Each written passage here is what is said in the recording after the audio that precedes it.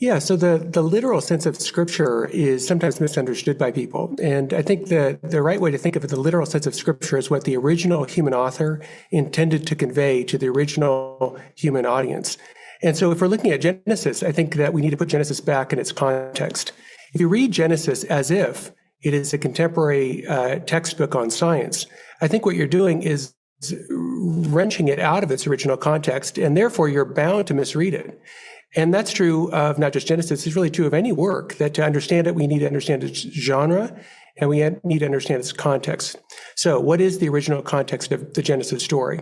Well, the original context, it was written in terms of rival stories of creation, other stories that were circulating in the ancient world, and it was meant to be an answer to those. And it uses poetry, it uses imagery, and that was what all those stories did. And the poetry and the imagery, I would not set that against truth, as if on the one hand you have truth, and the other hand you have poetry, imagery, and story. I think that one kind of truth is scientific truth, the empirically verifiable, but I think it's too narrow to say, well, the only kind of truth is the empirically verifiable. I think truth actually is broader. And in fact, that claim that the truth is empirically verifiable, that's the only kind of truth, that is itself a self-defeating statement, right? There's no empirical evidence that the only way to get the truth is through the empirical method.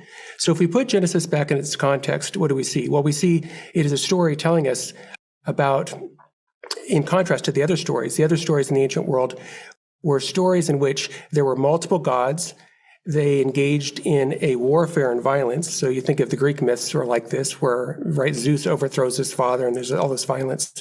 And Genesis is meant to answer these other ancient myths. And it's saying things like there's only one God, there's not multiple. Secondly, that creation is not a matter of violence, but that the creation is reasonable speech. And this was something that you talked about in your lecture, which really struck me, because I obviously had read that story before, but I never really thought of it, that, well, creation arrives, right? God says, let there be light, and there was light.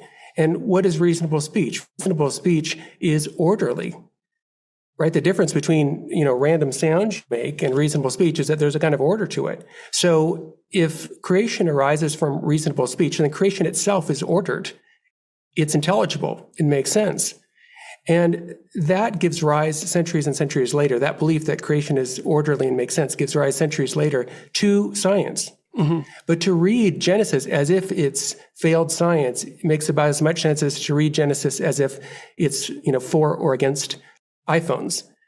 I mean, imagine somebody reading Genesis and they're like, well, should I buy an iPhone or not? I'm not going to read Genesis to determine this. Well, clearly the original author of Genesis wasn't addressing that. And the original author of Genesis wasn't addressing for or against evolution.